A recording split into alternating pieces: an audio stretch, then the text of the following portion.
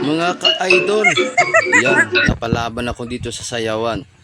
Eh, siyempre sa ganda ng tugtog, wala, di ako nakapagpigil. Ayan, pati yung anak ko na lalaki, yan. Sinabay ko na.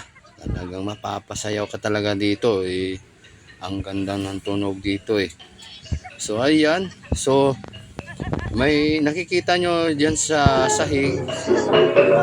Sakto yun kung ano, magkano ang ibigay mo. Parang donasyon lang. So, ayan. Ayan.